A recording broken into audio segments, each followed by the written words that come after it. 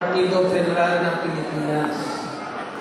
Sa mga nakatantahan nandito, kanina nanggaling na kami sa bayan ng Tupig.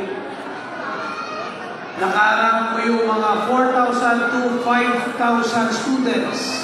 Hanggang hapon, nagkaroon ng proclamation rally sa Tupig, nagkaroon ng proclamation rally sa Tambakan.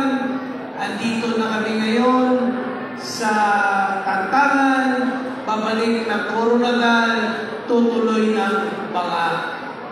Pero nung andun kami sa Tupig, nung andun ako sa Tupig, Mayor, sinabi ko sa kanila na yung mga batang nakakausap ko, nag-iedad 18 years old to 25 years old. Nag-uusap kami. Sabi ko sa kanila, alam niyo ba, na nung mayor ako, pinasimento ko ang daan ito. Alam niyo ba, nung naging mayor ako, nawala yung mga magnanakaw, nawala yung mga pusya dito sa bayan, naging tahimik ang ating bayan. Sinabi ko sa kanila, na noon, kilala ang bayan ng Tupig na Town of Thieves. Bago ka papasok sa Tupig, may malaking karatula na nakalagay, "Welcome to the Town of Thieves." Pero, doon naging mayor tayo, inayos namin yan lahat, at kahit buksan mo ang pintuan mo tagagabi, wala nang magnanakaw sa bayan. Ang sabi ng mga bata, "Governor, alam mo, hindi na namin naramdaman yan. Dahil lumaki kaming wala namang problema sa peace and order sa bayan. Yung sakripisyo natin sa mundo, yung mga masakit na nangyari na inayos natin, na binubuhisan natin ang buhay, hindi na maalala ng mga bata." Sabi ko, paano yung simentadong daan?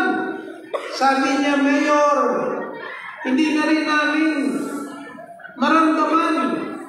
Dahil lumaki kami na simentado na ang daan at hindi na namin naranasan na lubak-lubak yung daan."